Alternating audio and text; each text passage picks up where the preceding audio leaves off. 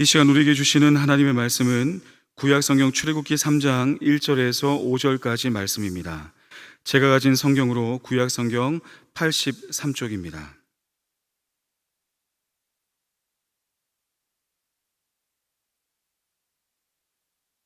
한 절씩 교독하시고 마지막 절은 함께 봉독하겠습니다. 모세가 그의 장인 미디안 제사장 이드로의 양떼를 치더니 그떼를 광야 서쪽으로 인도하여 하나님의 산 호렙에 이르매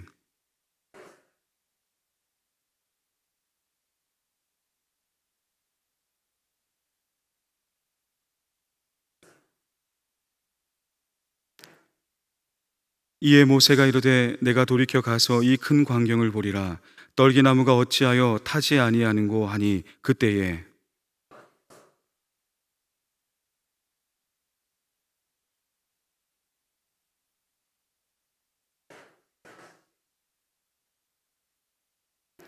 함께 읽겠습니다. 하나님이 이르시되 이리로 가까이 오지 말라. 내가 선 곳은 거룩한 땅이니 내 발에서 신을 벗으라. 아멘. 일전에 광야에 대해서 말씀을 드린 적이 있습니다. 광야는 대부분의 사람들에게는 버려진 땅, 아무것도 없는 땅, 사람을 비롯하여 그 어떤 생명도 존재하기에 적합하지 않은 땅으로 여겼습니다. 우리말 성경도 같은 의미로 텅 비고 아늑하게 넓은 곳이라는 의미를 지닌 광야로 번역한 것도 같은 의미입니다. 그런데 유독 하나님의 사람들은 이 광야라는 단어에 특별한 의미를 담아 미드바르라 이름하였습니다. 히브리어 말하다의 의미를 지닌 동사 다바르에서 파생한 단어인데요. 하나님께서 그곳에서 말씀하시다라는 의미를 담아 광야를 미드바르라고 불렀습니다. 이렇게 불렀던 이유는 바로 하나님의 사람들에게 이 광야는 단지 버려진 땅이나 혹은 그 어떤 생명도 존재할 수 없는 척박한 곳으로만 머무르지 않고 하나님의 말씀을 듣는 거룩한 장소로 여겼기 때문입니다. 하나님의 사람들은 미드바르를 통하여 살아계신 하나님의 역사를 불기둥과 구름기둥으로 체험했기 때문입니다. 사람이 떡으로만 살 것이 아니라 하나님의 말씀으로 나의 삶을 살아갈 수 있다는 것을 광야에서 먹었던 만나를 통하여서 그들은 깨달았기 때문입니다. 뿐만 아니라 하나님의 율법의 말씀을 직접 그곳에서 받았을 뿐만 아니라 하나님을 예배하는 구체적인 방법을 배우고 하나님께서 말씀하여 주신 그대로 성막을 지어 하나님을 경배하고 예배하며 언약의 백성으로 오직 유일한 하나님만을 예배하는 예배자로 발돋움을 온전히 시작한 곳도 바로 광야이기 때문입니다. 이 광야 미드바를 통하여 이스라엘 민족, 하나님의 백성들은 하나님의 은혜의 손길을 친히 경험하며 하나님의 임재의 역사를 바로 그곳에서 경험했습니다.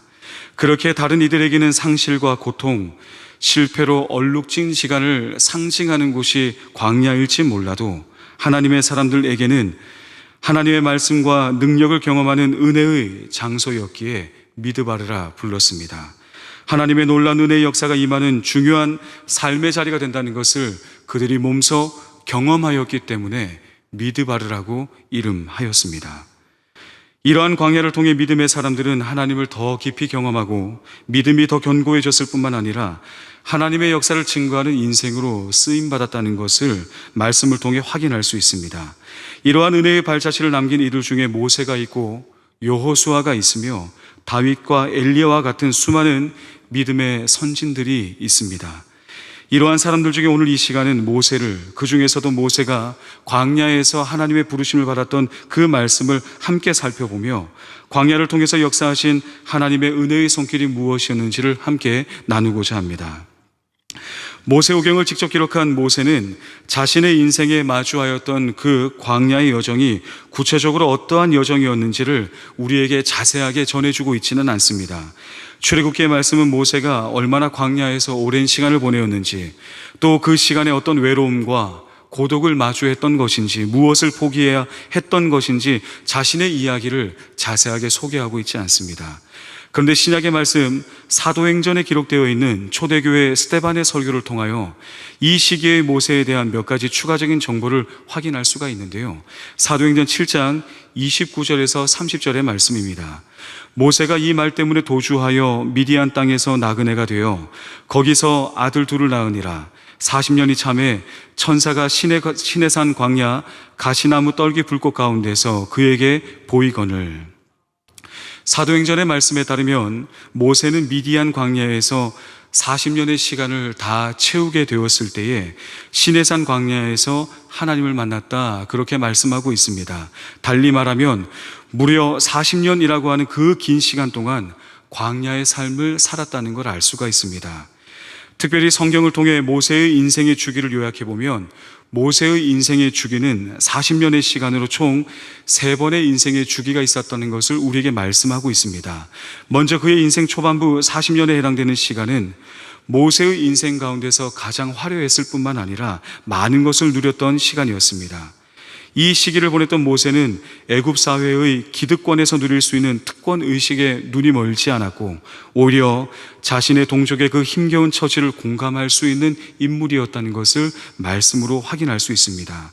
동족이 처한 그 힘겨운 삶의 자리를 바라보며 무엇이 잘못된 것인지를 생각하고 평가할 수 있는 지혜를 가진 사람으로 그의 인생의 첫 40년의 주기를 보내었던 것으로 보입니다. 사도행전 말씀은 이렇게 설명합니다. 7장 22절에서 23절입니다. 모세가 애굽 사람의 모든 지혜를 배워 그의 말과 하는 일들이 능하더라. 나이가 40이 되매 그 형제 이스라엘 자손을 돌볼 생각이 나더니. 모세는 애굽의 지혜를 배울 수 있었고 그들의 말과 여러 애굽 사회의 시스템과 일에 대해서만큼은 능력을 인정받으며 첫 40년의 시간을 보내었다, 그렇게 설명합니다. 그 기간의 끝자락에 자신의 형제인 이스라엘 민족이 당면하게 된 처지를 바라보고 그냥 지나치는 것이 아니라 이제 직접 내가 그들을 돌보아야겠다, 그렇게 마음먹게 됩니다. 자신의 이 화려함의 시기, 인정받게 되었던 탁월함의 시기, 자신의 동족이 처한 그 삶의 자리 가운데 그것을 외면치 아니하고 주체할 수 없는 마음을 담아 이제 내가 형제들을 돌보리라 마음을 먹고 적극적인 행동으로 옮기게 됩니다. 하지만 그 결과 우리가 너무나 잘 알고 있듯이 자신의 예측과는 너무나도 어긋나게 되었고 모세는 그저 숨이라도 붙어 있기 위하여 도피하여 미디안 광야에 이르게 된 것이 그의 인생의 첫 주기 40년의 결말이었습니다. 이러한 모세에게 찾아온 두 번째 인생의 주기, 두 번째 40년은 미디안 광야에서의 삶이었습니다. 이 시기를 보내는 모세의 심정은 어떠했을 것 같습니까? 본문에서 다 알려주고 있지 않기에 짐작해보면 이런 생각하지 않았을까요? 내가 그때 왜 동족을 돌볼 마음을 먹었을까? 그 순간의 충동을 조금만 참았더라면 아마 지금쯤 나는 이 광야에서 있는 것이 아니라 애굽 사회에서 저 특정한 위치 가운데 있었을 텐데, 내가 만약 그때 이러했더라면, 저런 선택을 하지 말았더라면, 그렇게 후회와 미련을 반복하며 누구도 주목하지 않는 광야에서 수없이 고뇌하지 않았겠습니까?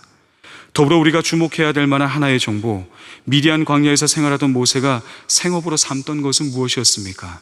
우리 함께 출애굽기 3장 1절의 말씀을 읽어보도록 하겠습니다. 함께 읽겠습니다. 시작.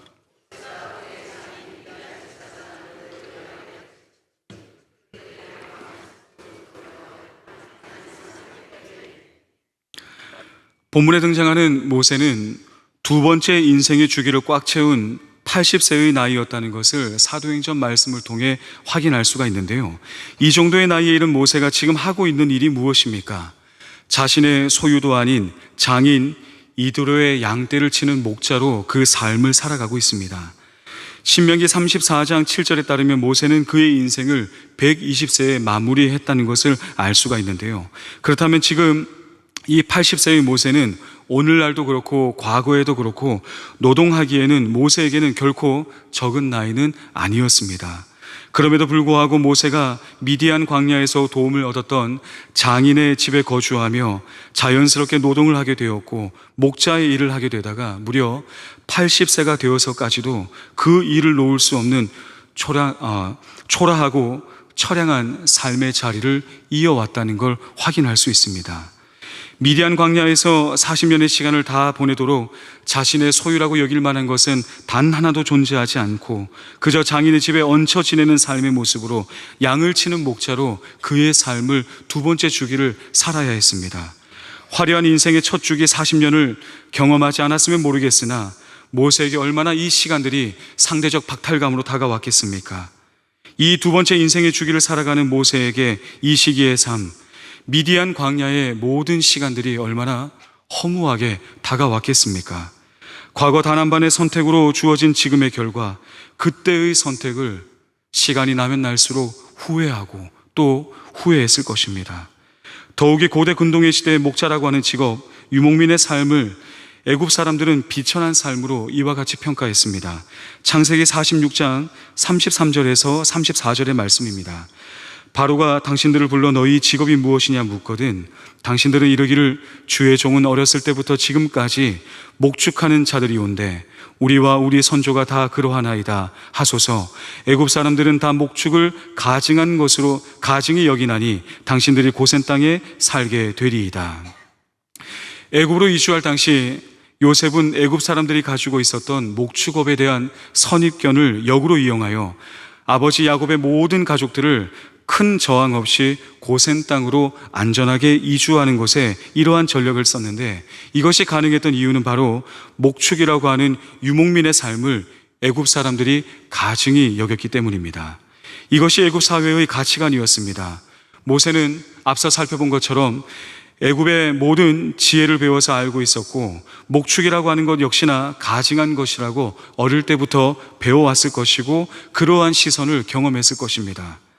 비천한 직업으로 여기던 목축업을 생존을 위해 자신의 인생의 삶의 일부분으로 받아들이며 살아야 했던 두 번째 인생의 주기, 그 40년의 시간이 바로 모세가 마주해야 했던 미디안 광야의 삶이었습니다.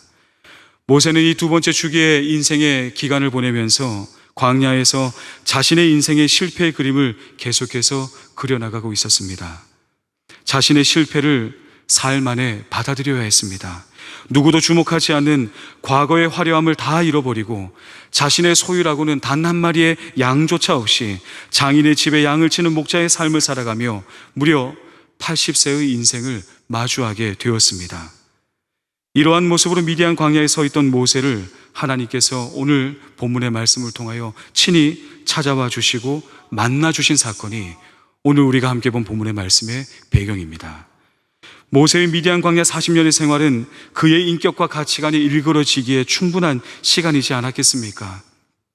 모세의 감정과 생각들은 왜곡되었을 뿐만 아니라 그의 마음을 다 살펴볼 수는 없지만 아마도 무기력감과 열등감과 후회와 미련으로 복잡하게 얽혀있는 심정을 가지고, 아니 어쩌면 그마저도 둔감해지기에 충분한 노년의 80세를 마주하고 있었습니다.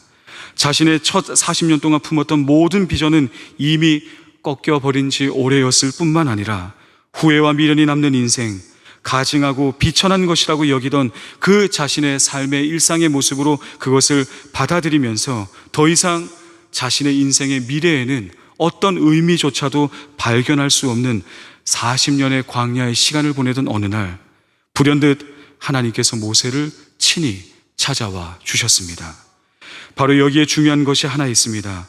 모세의 광야에 하나님께서 찾아오심의 역사, 주님의 나타나심의 역사, 하나님의 임재하심의 역사는 어떤 환경과 조건과 분위기와 상관없이 일어났다는 것을 우리는 주목해야 합니다. 모세에게 다가오시며 임재하신 하나님의 역사, 모세를 통하여 이스라엘을 구원하시기 위하여 하나님께서 놀라운 일을 준비하시고 시작하셨을 때에는 모세가 어떤 조건을 갖추었을 때 이 놀라운 일들이 시작되지 않았다는 것을 말씀을 통해 우리는 묵상할 수 있습니다. 하나님께서 찾아오실 만한 어떤 조건을 먼저 갖추고 환경이 조성되고 하나님께서 임재하실 만한 어떤 분위기가 고조되고 혹은 모세의 영성이 과거에 비해서 회복되어서 다시 한번 어느 정도의 영적 수준이 올라왔을 때에 이와 같은 사건이 일어났던 것이 아니었습니다. 그래, 이 정도면, 이 정도의 분위기라면, 내가 이 정도의 영성을 회복했다면 하나님께서 나에게 나타나셔서 놀라운 일들을 역사하여 주실 거야 라고 마음을 먹은 때에 이와 같은 일이 일어나지 않았다는 것입니다.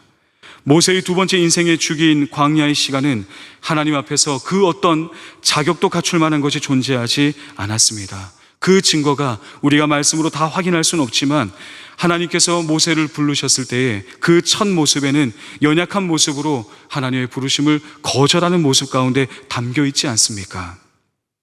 과거 자신과 지금의 광야를 비교할 수 없을 정도로 실패와 무기력, 낙담의 자리에 그 어느 것 하나 갖춘 것 없이 초라한 자신의 모습을 인지하며 살았고 실패를 받아들이며 살았던 광야뿐이었습니다.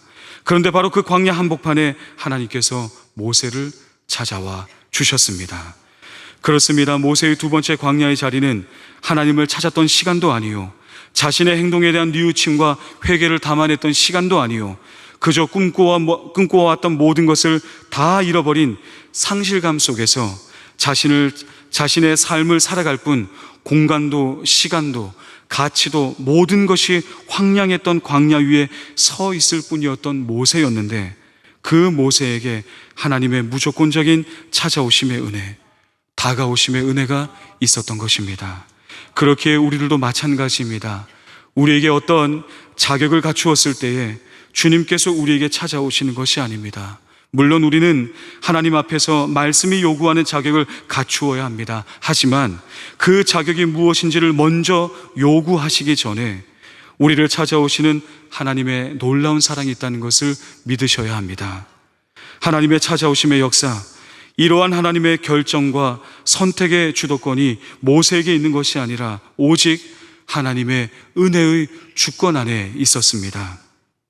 모세의 하나님의 역사를 통하여서 하나님께서 모세를 세우기 위해서 모세가 무엇을 했던 것이 아니라 하나님께서는 하나님의 방법으로 광야라고 하는 상실과 실패의 시간 속에 있던 그런 모세에게 자신의 시계는 멈추어 선 것 같은 그러한 삶을 살아가는 모세에게 친히 다가와 주시는 은혜가 있었다는 것을 성경은 이와 같은 이유로 인함이었다 설명합니다. 출애굽기 2장 24절에서 25절의 말씀입니다. 하나님이 그들의 고통 소리를 들으시고 하나님이 아브라함과 이삭과 야곱에게 세운 그 언약을 기억하사 하나님이 이스라엘 자손을 돌보셨고 하나님이 그들을 기억하셨더라. 하나님께서 언약을 기억하셨기 때문입니다. 하나님 스스로가 사랑을 베푸시기 위해서 약속하셨던 말씀의 그 약속을 하나님께서 잊지 않으셨기 때문입니다. 하나님께서 아브라함을 비롯한 하나님의 사람들에게 이미 약속하신 그 언약의 약속을 기억하셨기 때문에 실패의 자리 가운데, 광야의 자리 가운데 있었던 모세에게 나타나 주신 것입니다. 하나님의 기억하심의 은혜가 있어 모세는 자신의 모든 인생 가운데 그 실패의 한복판에서도, 광야의 처량한 그 삶의 자리에서도 다시 한번 일어설 수 있는 놀라운 은혜를 하나님께로부터 얻게 되었습니다. 혹시 우리 성도님들의 삶의 자리 가운데 나는 지금 하나님의 놀라운 은혜의 역사를 경험할 준비가 아직 되어 있지 않은 것 같다라고 여기시는 분들이 혹 계십니까? 과거 나의 뜨거웠던 영적 상태와 비교할 때 지금 나는 그만큼 기도도 하지 않고 말씀도 보지 않고 하나님을 더 찾는 것 같지 않은 그런 삶의 모습이어서, 나는 그 정도의 상태는 아니어서 하나님께서 나에게 찾아오시는 그 은혜, 나에게 응답하시는 그 은혜를 누리기에는 나와 우리의 자녀, 우리의 가정을 사용하셔서 놀라운 하나님의 역사를 드러내는 인생으로 나의 삶이 쓰임받기에는 조금 부족한 것이 아닌가, 그렇게 생각하는 사람들이 있으십니까? 그래서 신앙의 열정을 조금은 멈추어 세운 영역이 있는 분들이 계십니까? 하나님의 찾아오심의 은혜는 나의 어떠함 때문이 아니라 하나님의 놀라운 사랑으로 인한 것임을 그 어떤 순간에도, 그 어떤 삶의 자리에서도 잊지 말아야 합니다. 우리가 하나님의 능력과 은혜를 체험하고 경험하게 되는 것은 나의 어떤 조건을 갖추었기 때문이 아니라 하나님의 무한하시고 놀라우신 사랑, 심지어 자신의 독생자를 내어주시기까지 우리를 사랑하시는 그 놀라운 은혜와 사랑으로 인해 가능한 것입니다. 어쩌면 이러한 것을 너무나 잘 알고 있었기에 출애굽기의 말씀을 성령의 감동하심 가운데서 기록하였던 모세는 이러한 자신의 이야기를 생략한 것일지도 모르겠습니다. 자신이 뭘 한 것이 없기 때문에 자신의 이야기는 더 줄이고 하나님의 그 놀라우신 은혜의 주권과 역사와 능력을 우리에게 풍성하게 전해 주었던 것으로 보입니다. 이것이 모세가 하나님을 만나게 되었던 인생의 주기 두 번째 그 끝자락의 광야의 이야기입니다. 하나님의 임재의 역사는 모세의 어떠함이 아니라 그의 지독하게도 쓰라린 광야에서 낙담과 좌절과 실패의 그림자 속에 있었던 모세에게, 아무런 자격을 갖추지 못했던 모세에게 먼저 찾아와 주신 은혜의 사건입니다. 우리도 나의 그 어떤 삶의 자리 가운데 있다 할지라도 혹시 나에게 모세와 같은 광야의 삶의 한 자락이 나의 시간 가운데, 나의 삶의 흔적 가운데 있다 할지라도 우리 모두는 바로 이 은혜를 사모해야 합니다. 나에게 어떤 걸맞는 조건을 갖추고 난 이후에 하나님의 역사가 가능할 것이라 여기지 마시고, 나는 지금 그런 은혜와 하나님의 역사를 경험할 준비가 되어 있지 않다고 여기는 마음을 겸손하게 내려놓으시고 말씀과 기도, 예배의 자리로 한 걸음 더 나아갈 수 있기를 바라겠습니다. 이미 죄인 되었을 때부터 나를 사랑하셔서 독생자를 내어주신 하나님 아버지의 사랑을 더 깊이 신뢰하며 그 사랑을 온전히 믿음으로 주님의 말씀에 순종하며 반응하는 것이 주님의 임재를 경험하는 구체적인 방법이 될 것입니다. 그리고 여기에 한 가지가 더 있습니다. 이러한 무조건적인 은혜, 주님께서 모세를 먼저 찾아와 은혜를 베풀어 주시면서 바로 그 자리에 하나님께서 모세에게 적절한 응답과 순종의 행위를 이와 같이 요구하셨습니다. 우리 함께 말씀 출애굽기 3장 5절의 말씀을 읽어보도록 하겠습니다. 함께 읽겠습니다. 시작.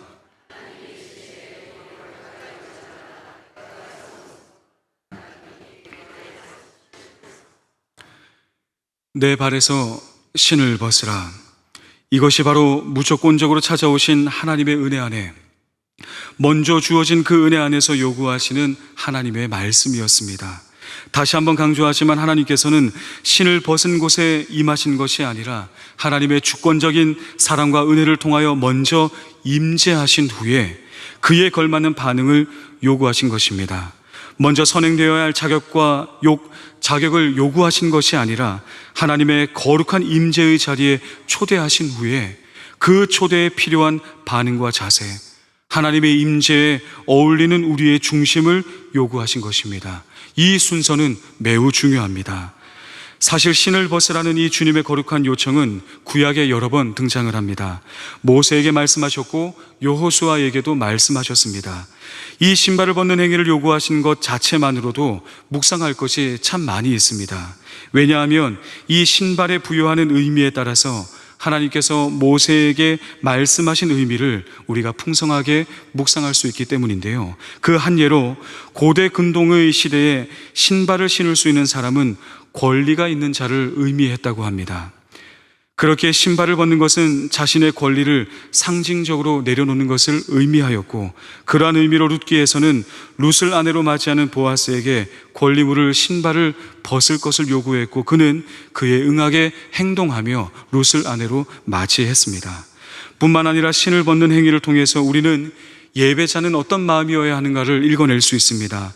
세상의 흔적이 담겨있는 신발을 벗으며 오직 하나님께로 나아가는 헌신으로 해석할 수 있습니다.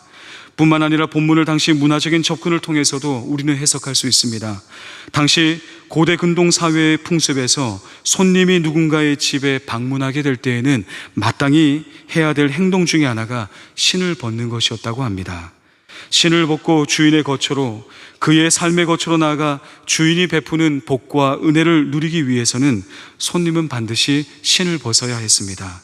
그렇지 않고서는 주인의 집에 들어갈 수 없는 법이었습니다. 신을 신고 만약 누군가의 거처에 이른다는 것은 사랑과 신뢰를 표현하는 것이 아니라 강도들의 행위를 답습하는 것뿐일 것입니다. 신을 신고는 주인의 초대에 응할 수 없고 주인이 차려놓은 식사에 참여할 수도, 교제를 나눌 수도 없는 것이 당시의 문화였습니다.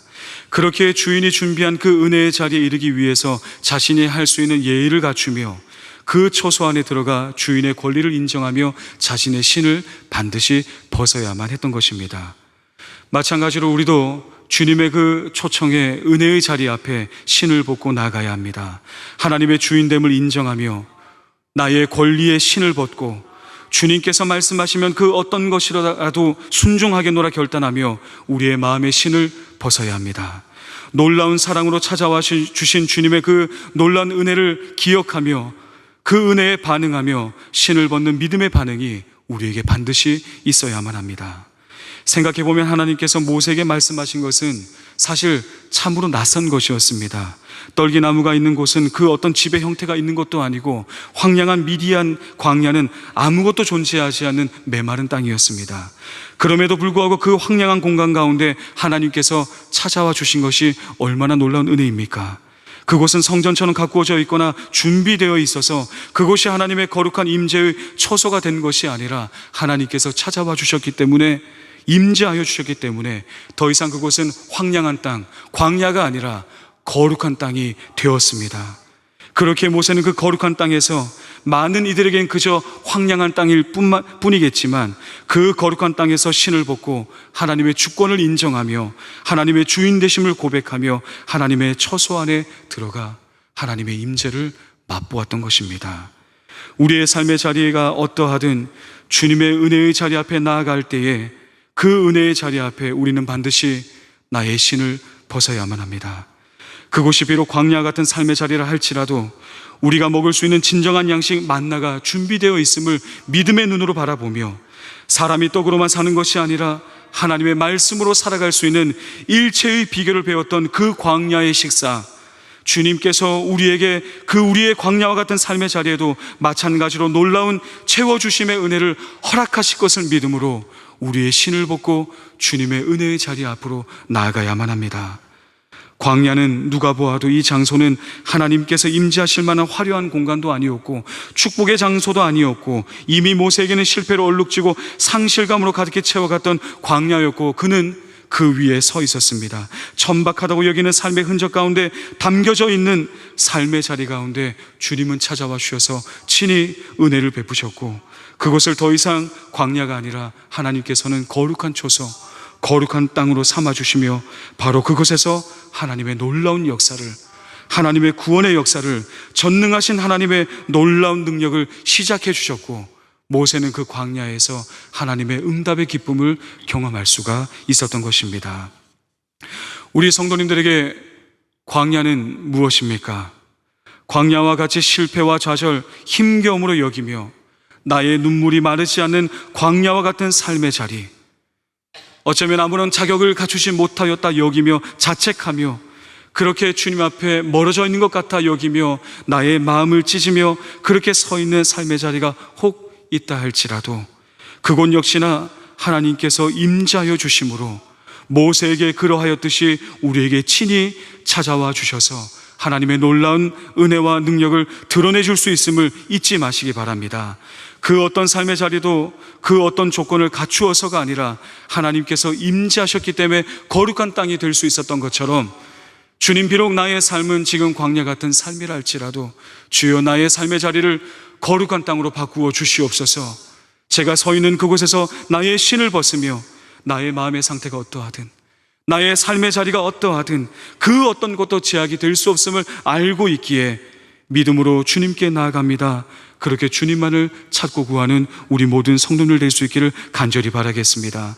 우리는 하나님의 놀라운 사랑이 우리가 아직 죄인 되었을 때부터 독생자를 내어주시며 우리를 사랑하셨다는 것을 꼭 기억하시고 믿음 가운데 주님의 놀라운 은혜를 기억하시고 마음의 신, 생각의 신, 권리의 신을 벗고 주님의 은혜를 증거하는 인생으로 우리의 삶이 쓰임받을 수 있도록 하나님의 능력을 경험하고 기대하며 하나님의 역사를, 하나님의 손길을 증거하고 나눌 수 있는 증인된 삶으로 살아갈 수 있는 우리 모두가 될 수 있도록 함께 기도하며 하나님의 은혜를 구하시는 우리 성도들 되시기를 간절히 바라겠습니다.